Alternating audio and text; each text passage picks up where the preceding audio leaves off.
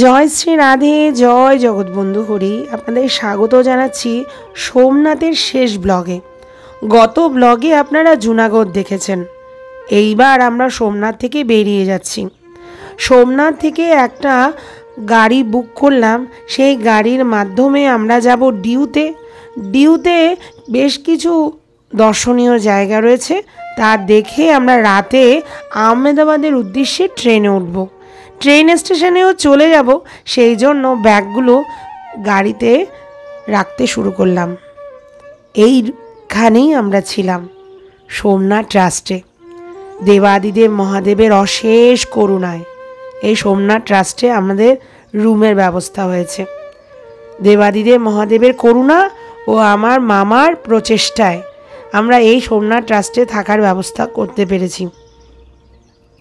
এত সুন্দর রুম, এত পরিষ্কার পরিচ্ছন্ন, আর এত সুলভ মূল্যে প্রসাদ, অসাধারণ। সবগুলোর দিক দিয়ে এই সোমনাথ ট্রাস্টের থাকার ব্যবস্থা, প্রসাদ পাওয়ার ব্যবস্থা খুবই ভালো। আপনারা যদি কেউ সোমনাথ দর্শনে আসেন, অবশ্যই সোমনাথ ট্রাস্টের এইখানে অনেক বিল্ডিং রয়েছে। এই যে দেখছেন, সব বিল্ডিং কিন্তু সোমনাথ ট্রাস্টেরই অধীনে। আমরা যেখানে ছিলাম সেই ভবনটির নাম হচ্ছে মহেশ্বরী সমাজ ভবন। সেইখানে আমরা ছিলাম। পাশে লীলাবতী রয়েছে। প্রত্যেক জায়গায় ডিফারেন্ট করে প্রসাদের ব্যবস্থা রয়েছে। আর সামনে বেশ কিছু দোকান আছে যেখানে আমরা এই গাড়ি বুক করেছি। এই গাড়ি আমাদের নিয়ে যাবে ডিউতে। ডিউ থেকে আহমেদাবাদ উদ্দেশ্যে স্টেশনে নিয়ে আসবে। এই যে দেখুন, সোমনাথদের ট্রাস্টের অধীনে এই মাহেশ্বরী সমাজ অতিথি ভবন। এখন ব্যাগ তোলা নিয়ে ব্যস্ত। এখান থেকে যাচ্ছি ডিউর উদ্দেশ্যে। ডিউতে বেশ কিছু জায়গা রয়েছে দেখার মতো। প্রথমেই আমরা যাব আইএনএস কুকরি, যে জাহাজটি রয়েছে। যে জাহাজটি এখন নয়, যখন দেখতে যাব তখন বলছি।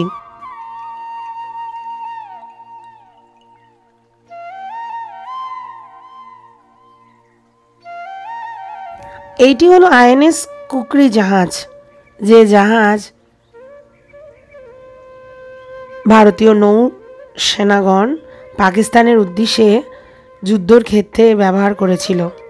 এই নৌজাহাজটি মাধ্যমে পাকিস্তানের সঙ্গে যুদ্ধ করেছিলেন ভারতীয় নৌ সেনাগণ। সেই কুকরি জাহাজ এখন এখানে মিউজিয়ামের মতো ব্যবস্থা করা হয়েছে। আর এখানে মিউজিয়ামে প্রবেশ করতে হলে ক্রেডিট কার্ড লাগে।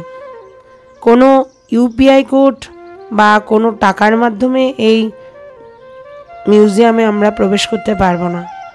আমাদের কারোর কাছে ক্রেডিট কার্ড ছিল না, তাই আমাদের প্রবেশ করা একেবারেই অসম্ভব হয়ে পড়েছে। তাই আমরা ভিতরে প্রবেশ করিনি, বাইরে থেকে আইএনএস কুকরির এই জাহাজটি দেখে চলে যাচ্ছি। এখানে বিশেষভাবে কার্ডের ব্যবস্থা। তো কার্ড আমরা তো কেউই আনিনি। ইউপিআই কোড যদি হতো বা ফোনপে বা গুগল পের মাধ্যমে পে করা যেত, তাহলে অবশ্যই এই মিউজিয়ামে আমরা প্রবেশ করতে পারতাম। কিন্তু আমাদের পক্ষে সম্ভব হলো না। তাতে কিছু হলো না, আমরা বাইরে থেকে এই জাহাজটি দেখে চলে যাব ভাবছি। এই জাহাজটির ইতিহাস হলো, এই জাহাজটিতে ভারতীয় নৌসেনারা পাকিস্তানের উদ্দেশ্যে যুদ্ধর ক্ষেত্রে এই জাহাজটি ব্যবহার করেছিল। তখন এই জাহাজটির মাধ্যমে যুদ্ধ করেন, কিন্তু তখন এই জাহাজটি বিশেষভাবে ক্ষতিগ্রস্ত হয়। তাই এটি স্মৃতিস্বরূপ রাখা হয়েছে এখানে।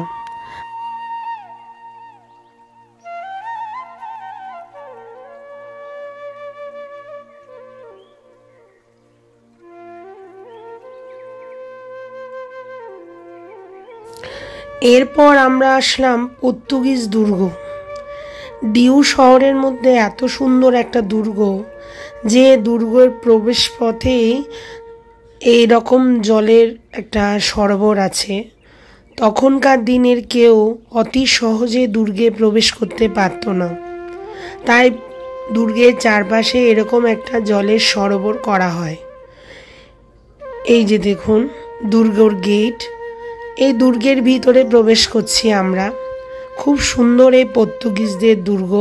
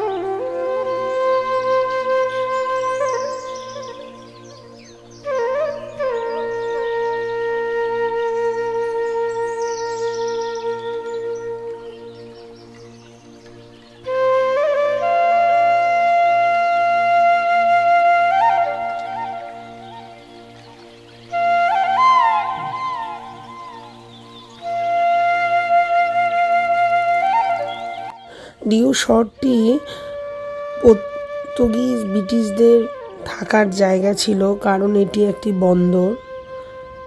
জলপথে অতি সহজে এই শহরে প্রবেশ করা যায়। এই দুর্গটি বহু প্রাচীন হওয়ার কারণে ধ্বংস হয়ে যাচ্ছে, তাই এটি সংস্করণের কাজ চলছে। যথেষ্ট সংস্করণ করে এটি পর্যটক কেন্দ্রে পরিণত হয়েছে। আমরা এগিয়ে যাচ্ছি দুর্গের ভিতরে। বেশ কিছু জায়গা জুড়ে এই দুর্গটি অবস্থিত।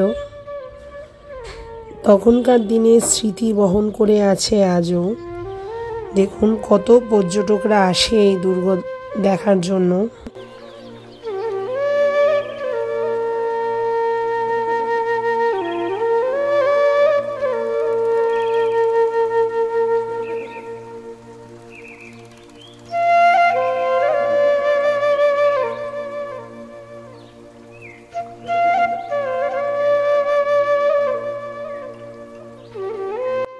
এই দুর্গে প্রবেশ করার জন্য গাড়ির ব্যবস্থা রয়েছে, কারণ অনেকটা রাস্তা বের হয়ে এই দুর্গটি দেখতে হয়। তাই দুর্গটি চারপাশে ঘুরে দেখার জন্য একটা গাড়ির ব্যবস্থা রয়েছে। আমরাও একটা গাড়িতে উঠে বসলাম। সম্পূর্ণভাবে ফ্রিতে এই গাড়িগুলোর ব্যবস্থা করা হয়েছে পর্যটক কেন্দ্রের মাধ্যমে। অবশ্য এই দুর্গে প্রবেশের জন্য 25 টাকা করে টিকিট লাগে। আমরা দুর্গে প্রবেশ করেছি, এই গাড়ির উপর উঠে বসলাম। গাড়ি করেই আমরা দুর্গটি ঘুরে দেখছি। আমাদের সঙ্গে আপনারাও চলুন।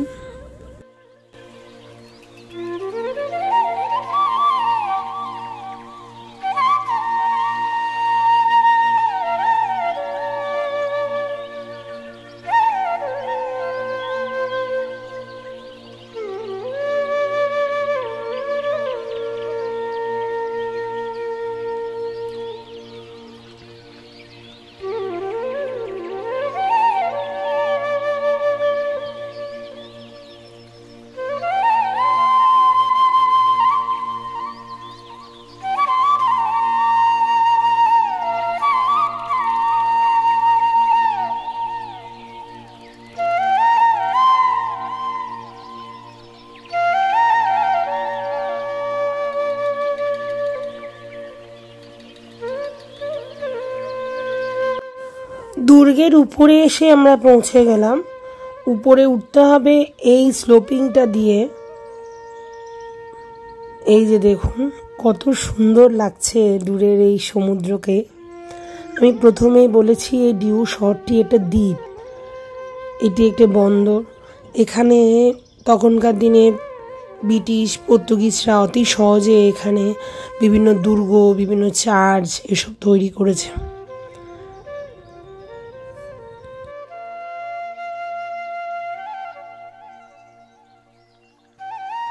এই দুর্গের উপরে বেশ কিছু যুদ্ধ অস্ত্র দিয়ে এই দুর্গটি সাজানো আছে।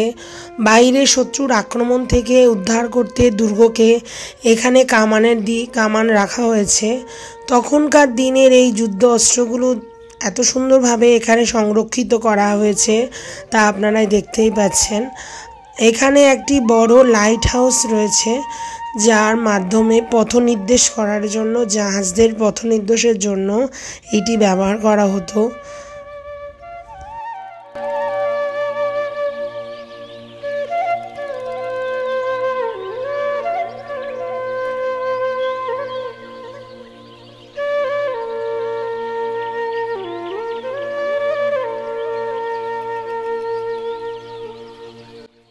আমাদের দুর্গ দেখা হয়ে গেছে, আমরা বেরিয়ে যাচ্ছি।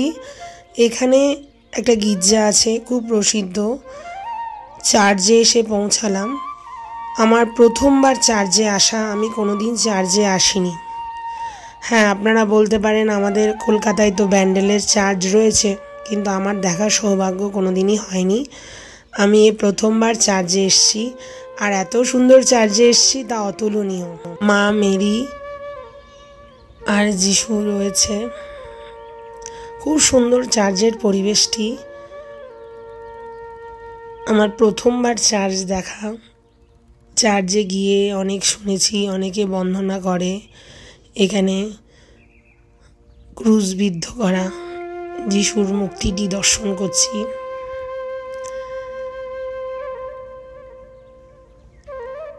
প্রথমবার চার্চে এসেছি, শুনেছি চার্চে মোমবাতি জ্বলায়, বন্দনা করে, প্রার্থনা করে।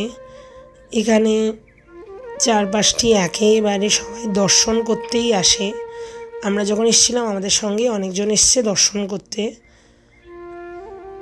খুব প্রাচীন এই চার্চ, আপনারা দেখেই বুঝতে পারছেন সেই তখনকার দিনে যখন পর্তুগিজ ব্রিটিশরা এখানে থাকতো এই ডিউতে, তখনের এই চার্চ। আমরা বেশ কিছুটা সময় কাটিয়ে বেরিয়ে আসছি। চারপাশের বাগান রয়েছে, এত সুন্দর বাগান।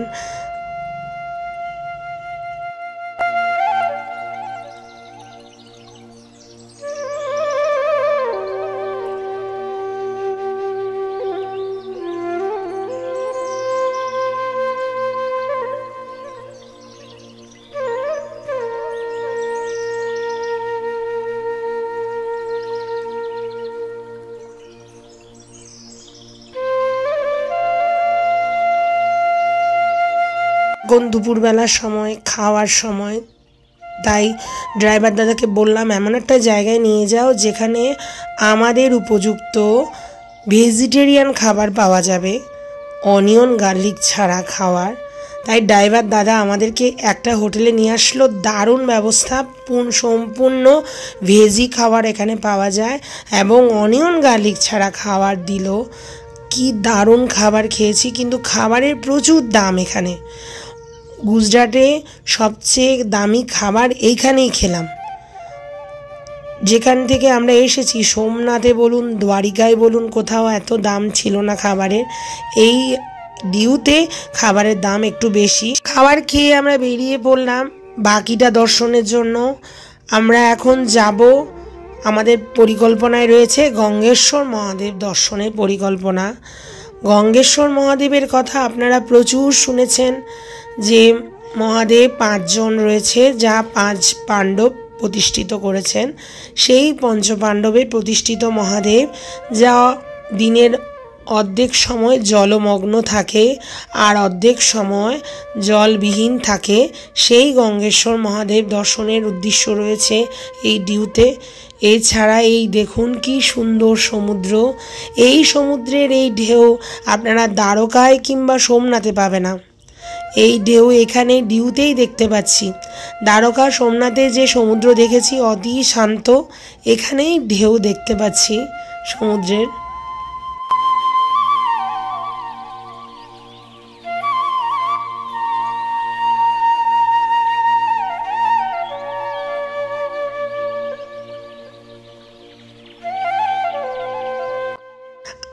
আমরা এসে পৌঁছে গেছি আমাদের কাঙ্ক্ষিত জায়গায়, গঙ্গেশ্বর মহাদেব। এইটি হলো প্রবেশদ্বার, গঙ্গেশ্বর মহাদেবের প্রবেশদ্বার। আর এই যে ধ্বজা দেখতে পাচ্ছি, ওই ধ্বজার ওখানেই মন্দিরটি রয়েছে। আর এই মহাদেবের ভিডিও আপনারা অবশ্যই সোশ্যাল মিডিয়ায় দেখে থাকেন। যে মহাদেবকে সমুদ্রের জল এসে স্নান করিয়ে দিচ্ছে।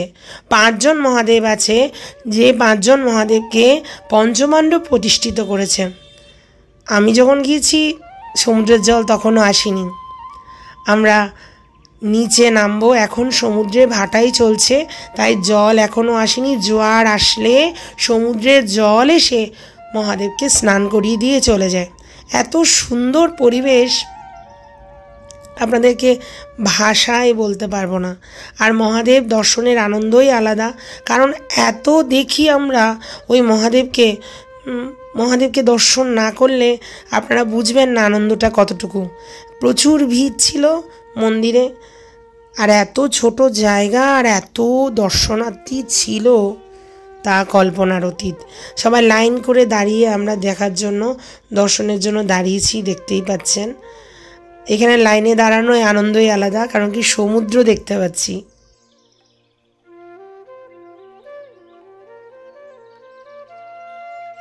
যে সময়টায় আমরা গিয়েছিলাম সেই সময়ে সমুদ্রের জল মহাদেবের কাছে আসে না, তাই লোকের প্রচুর ভিড়।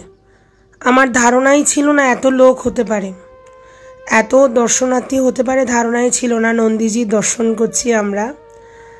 নন্দীজির সঙ্গে একটা কচ্ছপ সবসময় থাকে। আমরা জানি কচ্ছপ হলো ভগবানের অবতার। দ্বাদশ অবতার বা ভাগবতের 24 অবতারের মধ্যে ভগবান কুর্ম রূপ নিয়ে আসেন, ভগবান শ্রী নারায়ণ। তাই প্রায় মন্দিরে আপনারা কচ্ছপ দেখতেই পাবেন। প্রচুর লোকের ভিড়। আমার ধারণাই ছিল না এত লোক হতে পারে। আমি ভেবেছিলাম যে লোক কম হবে, মহাদেবকে ভালোভাবে দর্শন হবে, কিন্তু এত ছোট জায়গায় এত লোক ভাবাই যায়নি। একেবারে একটা পাহাড়ের নিচে 5টি মহাদেব, 5 জন মহাদেব বিরাজিত আছেন। এই যে লোক দেখতেই পাচ্ছেন, প্রচুর ভিড়। আমরা মহাদেবের কাছে যাব। এই যে দেখুন, দূর থেকে দেখা যাচ্ছে মহাদেবকে। মহাদেবের গায়ে যে কাপড়গুলো দেখছেন ওগুলি আমরাই দিয়েছি। আমি আর মা কিছু উত্তরীয় নিয়ে গিয়েছিলাম যাওয়ার সময়, সেই উত্তরীয়গুলো মহাদেবকে পরিয়ে দিয়েছিলাম।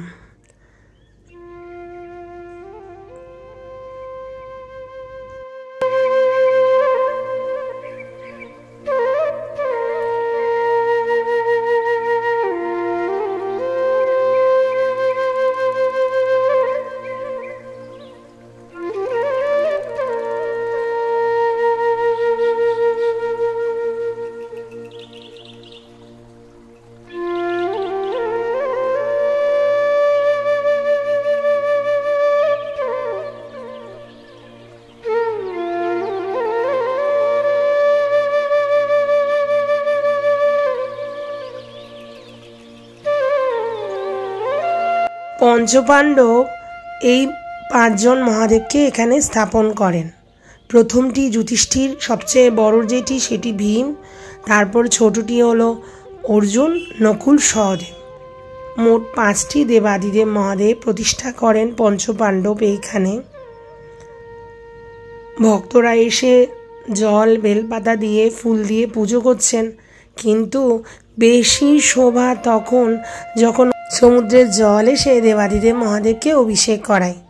আপনারা প্রায় সময় সোশ্যাল মিডিয়ায় বা ইউটিউবে বা ফেসবুকে আপনারা দেখে থাকেন সমুদ্রের জল এসে যাচ্ছে, দেবাদিদেব মহাদেবের অভিষেক হচ্ছে। হ্যাঁ, এই সেই মন্দির, কিন্তু এখন সমুদ্রের জল এখানে আসেনি। আমার তো অবাক লাগে, সমুদ্রের জলে তো লবণ আছে, লবণের কারণে যে কোনো পাথর ভেঙে যেতে পারে, কিন্তু দেবাদিদেব মহাদেবের কিচ্ছু হয় না। এই এত সুন্দর একটি জায়গায় দেবাদিদেব মহাদেব বিরাজিত আছেন, ভাবাই যায় না।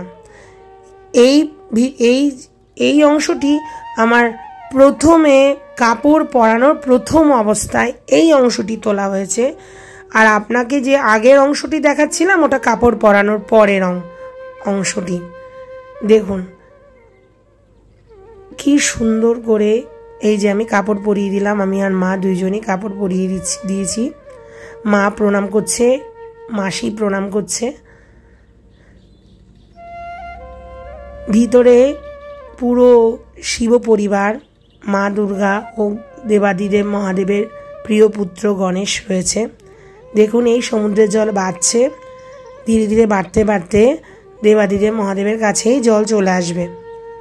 এই যে দেখুন, প্রথমবার যখন আমরা পুজো করছিলাম এই দর্শন, আমি আর মা পুজো করছি, আমি বেলপাতা দিচ্ছিলাম। এই একটা আমাদের বিশেষ মুহূর্ত। আর সমুদ্র,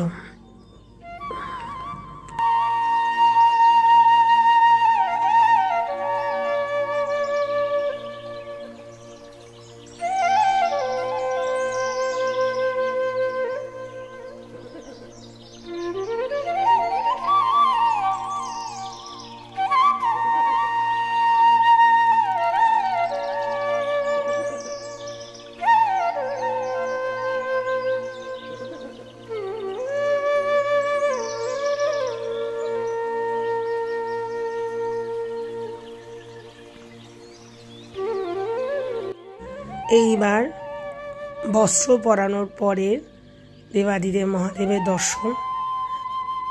অনেক দর্শনার্থী, ভাবতে পারবেন না, একটু মুহূর্তে আমাদের দাঁড়াতে দিচ্ছে না। ওখানে দাঁড়ানো সম্ভব না, দাঁড়ালেই ভিড় হয়ে যাবে, কারণ জায়গাটি একেবারে সমুদ্রের উপরে। আর ভিড় হয়ে গেলে কোনো না কোনো বিপজ্জনক কিছু হতেই পারে, তাই তাড়াতাড়ি করে সরিয়ে দেওয়া হচ্ছে। আর আমার ইচ্ছা হচ্ছে আরও একবার দর্শন করি, তাই বারবার লাইন ধরে ভিতরে ঢুকে বারবার দর্শন হচ্ছে। তাই এখানে ভিডিও ক্লিপগুলো কোনোটা দেখবেন আপনি কাপড় দেওয়ার আগে, কিছুটা অংশ কাপড় দেওয়ার পর। এই যে দেখুন, এই সমুদ্রের জলটি ধীরে ধীরে বাড়ছে। এই জলটি কিছুক্ষণের পর দেবাদিদেব মহাদেবের কাছে চলে আসবে। এই অবধি আসছে, আর কিছুক্ষণ পর এখানে ঢুকে যাবে। এই সুন্দর শোভা দেখার চেষ্টা করছে সকলে।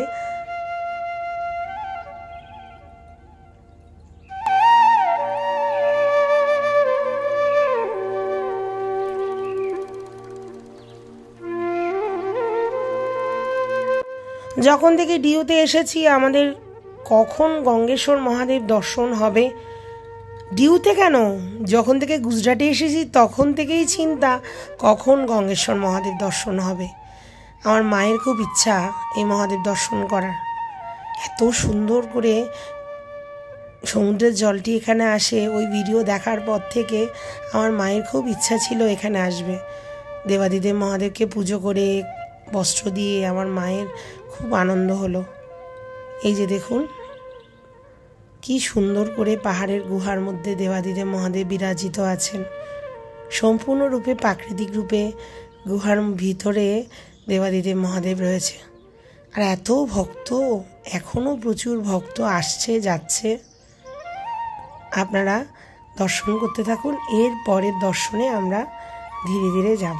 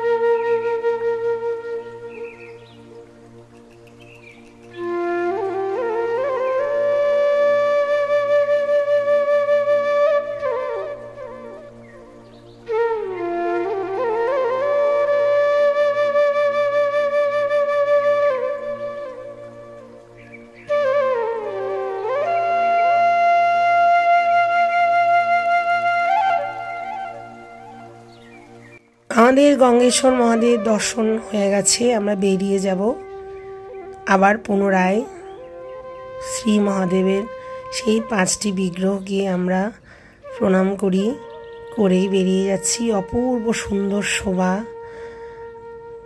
এত সুন্দর দর্শন হলো। আপনারাই বলুন আপনাদের কেমন লাগছে, কেমন আপনাদের দর্শনের অনুভূতি হচ্ছে, কমেন্ট বক্সে জানাবেন। অবশ্যই আপনারা ডিউতে আসলে গঙ্গেশ্বর মহাদেব, এই যে দেখুন শিব পরিবার, গণেশ, কার্তিকেয়, মা দুর্গার শ্রী বিগ্রহ এখানে বিরাজিত আছে পাহাড়ের গায়ে।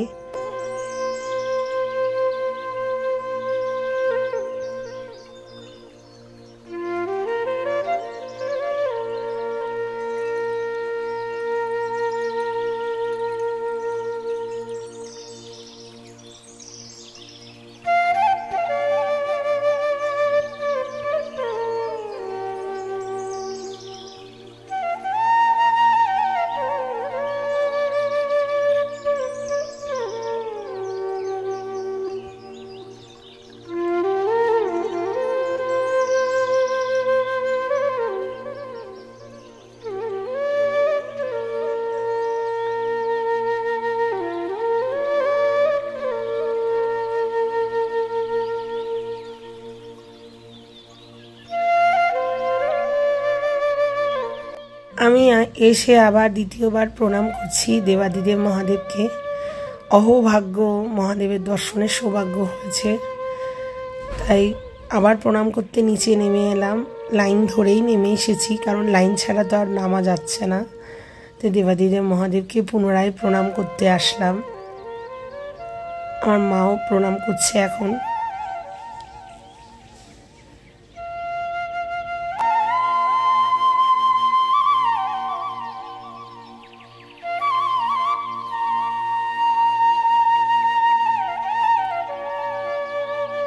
এরপর আমাদের যাওয়ার পালা। সমুদ্রকে আরেকবার দেখে নিলাম, এত সুন্দর লাগছে মুহূর্তটি। আর এখন বাজে দুপুর 1:30 কি 2 হবে। আমাদের রাত্রে ট্রেন আছে আহমেদাবাদের উদ্দেশ্যে। এই ডিউ থেকে আমাদের যেতে হবে স্টেশনে, সেখান থেকে ট্রেন ধরে আমাদের আহমেদাবাদ, কাল সকালে আহমেদাবাদ পৌঁছাতে হবে। আহমেদাবাদে আমরা ভারত সেবাশ্রমে উঠব, সেখান থেকে ডাকরে যাওয়ার ইচ্ছা আছে, সে আপনারা ব্লগে জেনে যাবেন। পরবর্তী ব্লগ আপনাদের আহমেদাবাদ দর্শনের চেষ্টা করাবো। এখন আমরা গঙ্গেশ্বর মহাদেব দর্শন করে বেরিয়ে যাচ্ছি। আমরা এখন পৌঁছে যাব নাগোয়া বিচে। এসে গেলাম নাগোয়া বিচ। নাগোয়া বিচ এমন একটি সমুদ্র বিচ যেখান থেকে বিভিন্ন রাইডে চড়া যায়। এই যে দেখুন দূরে বেলুনে করে, প্যারাশুটে করে সমুদ্রের উপরে উঠছে কেউ কেউ, বা ড্রাইভ করছে সমুদ্রের মধ্যে। এটি একটি এমনই একটি বিচ যেখানে শুধুমাত্র মানুষ বিভিন্ন রাইড চড়ার জন্য, সমুদ্রের সঙ্গে বিশু সময় কাটানোর জন্য আসে।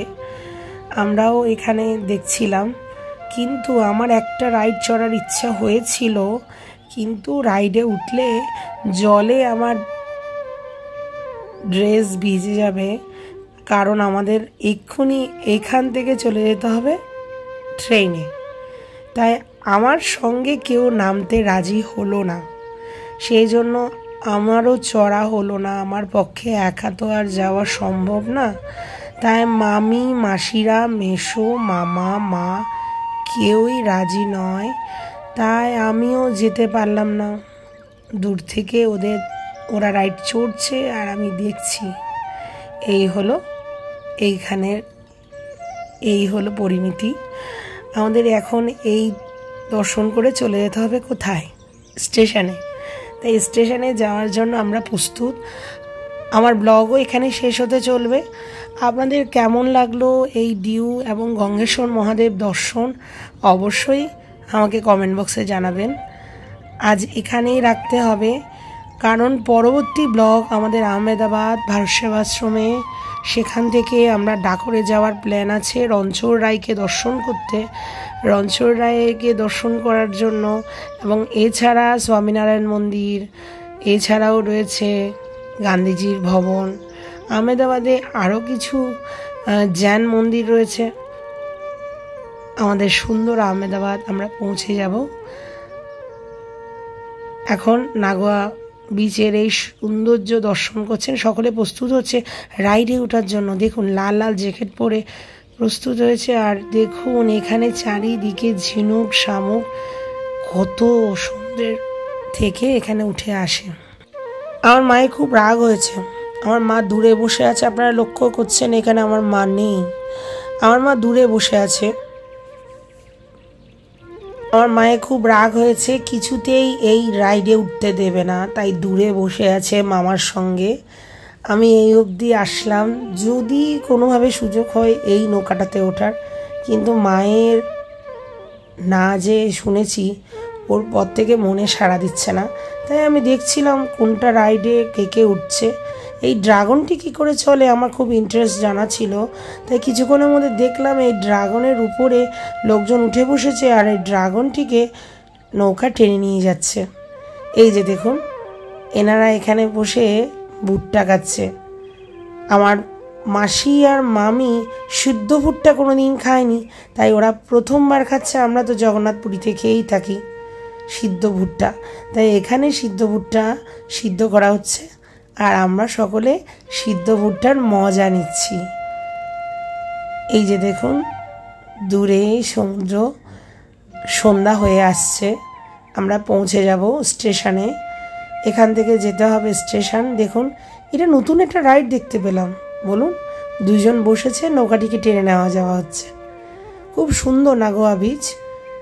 যারা এইসব রাইড চড়তে ভালোবাসে আর যারা সমুদ্র ভালোবাসে তাদেরকে অবশ্যই এই নাগোয়া বিচে আসতেই হবে। সন্ধ্যায় নেমে আসছে, আমার ব্লগও শেষ হয়ে আসছে। আপনাদের যদি ভালো লাগে আমার এই আজকের ব্লগ গঙ্গেশ্বর মহাদেব দর্শন,